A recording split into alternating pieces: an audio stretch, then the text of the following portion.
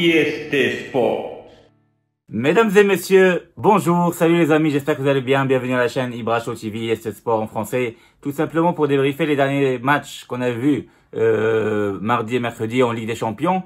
Et le thème de cette vidéo-là, c'est nullissimo, et vous allez savoir de qui je parle, surtout des équipes que je parle. Et on va parler aussi un petit peu de la Coupe du Monde de football en salle qui a commencé le 12 septembre dernier, donc il n'y a même pas une semaine, et on va parler entre parenthèses de l'équipe du Maroc qui va jouer ce soir-là contre la Thaïlande.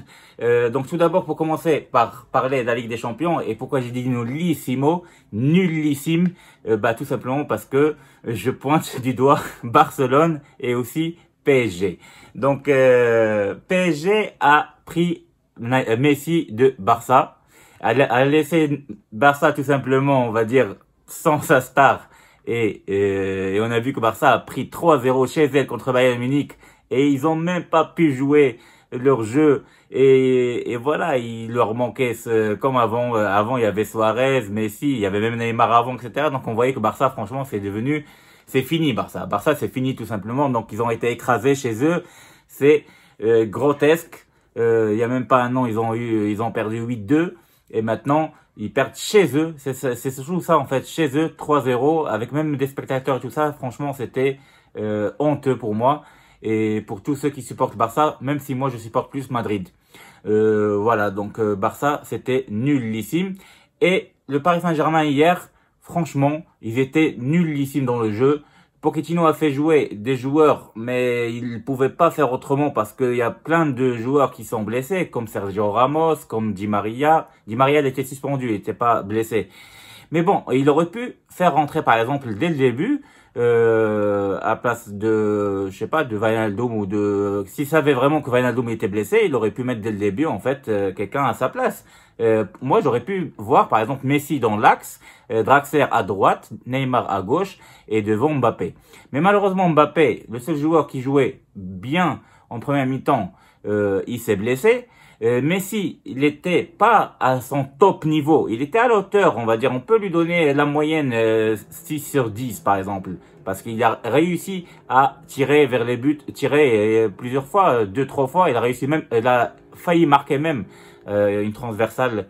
Voilà, et il s'est créé quelque chose, mais c'est son premier match avec Paris, vraiment, en tant que titulaire, donc on va pas lui en vouloir, vu qu'il connaît pas encore les joueurs qui sont autour de lui. Et justement, les joueurs qui sont autour de lui, ils tournent pas assez rapidement autour de lui, et donc il n'y a pas encore cette fluidité dans le jeu de l'équipe de Paris. La défense a été catastrophique.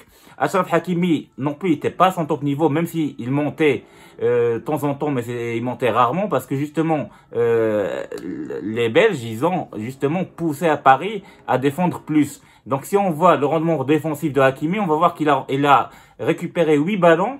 8 ballons, c'était un record comme Marquinhos et c'était un record pour Paris. Donc Achraf Hakimi, il a mieux joué en défense plutôt que en attaque. Et donc c'était malheureux pour les Parisiens parce que même s'ils avaient la possession, ils étaient dominés dans plein de parties dans le jeu, de compartiments dans le jeu. Donc franchement, au milieu de terrain, ils étaient inexistants. Wijnaldum était inexistant. Paredes, il a fait plusieurs erreurs où il a failli même prendre un rouge au début. Donc Paris, pour moi, c'était un match très décevant. Et pour moi, le plus décevant, c'est Neymar. Neymar, il est inexistant et on dirait qu'il a pris beaucoup de poids. Il est très lent, nonchalant. On attendait Messi, Neymar, Mbappé, mais pour moi, dans ma tête, c'est surtout Di Maria avec ces trois-là, pour avoir un quatuor. Messi dans l'axe, Di Maria à droite, Neymar à gauche et Mbappé devant, ou Icardi devant, ça dépend des matchs. Mais franchement, Icardi, dès qu'il est rentré 5 fois hors jeu, j'ai jamais vu ça dans ma vie. Et le mec, il est même pas là, il est pas appliqué, pas concentré, donc je comprends pas. Voilà, donc Paris a fait un match nul, certes à l'extérieur, normalement c'est bien, mais d'après les noms qu'on a dans l'équipe de Paris, de Galactique, elle devait pas faire match nul quand même. Donc pour moi c'était honteux aussi, comme Barcelone, mais Barcelone c'était pire parce que c'était chez eux et ils perdent 3-0. Donc voilà, donc pour moi c'est deux nuls. Deux matchs qui m'ont énervé, qui ont fait que j'ai pas voulu faire un direct hier soir, j'étais énervé. Voilà, avant-hier, Barça a pris 3-0. Heureusement que la Juve a gagné 3-0 contre Malmö facilement. Et l'Inter a perdu contre le Real Madrid. Le Real Madrid qui a réussi à sortir avec un match, avec une victoire de 1-0 à l'Inter Milan, comme l'année dernière à Milan. Sachant que c'était un match équilibré, ou voire même l'Inter qui jouait mieux. Donc c'était un peu bizarre, mais Rodrigo a réussi à marquer le but de la victoire, et Madrid a réussi son coup. Bravo à Madrid, bravo à Manchester City qui a écrasé l'équipe d'en face, Leipzig, 6-3. On a vu que des jolis matchs, comme Liverpool contre AC Milan, il y avait 3-2 pour Liverpool, c'était un grand match aussi. Et les autres matchs aussi, c'était pas mal. Voilà, donc c'était pas mal la Ligue des Champions cette année-là. Le premier match, c'était très joli à voir, plein de matchs jolis à voir. Mais ceux qui m'ont déçu, moi, c'est surtout Paris Saint-Germain et FC Barcelone. Pour ce qui concerne le football en salle, donc pour ceux qui l'ont su, ça a commencé il y a à peine 5 jours, le 12 septembre, pardon, et c'était l'Égypte qui a perdu le premier match contre la Russie, 9-0. C'était énorme. Mais le deuxième match, l'Égypte a réussi à battre le Guatemala 6-3, donc elle s'est rattrapée. Donc heureusement pour l'Égypte d'avoir gagné ce match-là, et on verra qu'est-ce qu'ils vont faire. Mais si pour ceux qui ont suivi bien le Maroc qui a gagné 2 fois la Coupe d'Afrique d'affilée en 2016 et en 2020, justement contre l'Égypte en finale, et la Coupe arabe contre l'Égypte aussi en finale, bah, le Maroc a tout raflé, on va dire, dans le continent africain et arabe. Bah, ils ont gagné le premier match contre les îles Salomon 6-0, et oui.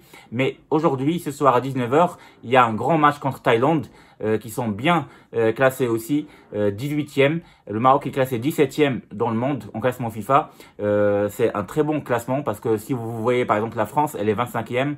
Et si vous voyez l'Algérie par exemple, elle est 98e. Il y a des équipes qui sont mal classées dans le football en salle. Mais le Maroc, il est très bien classé. Il est pratiquement du top 10. Mais là, ça va être un match très difficile contre la Thaïlande.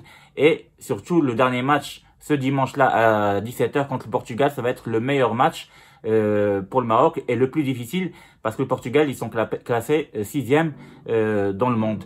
Voilà, avec l'Argentine, le Brésil, la Russie, l'Espagne, voilà, le Portugal fait partie des meilleures équipes dans le monde.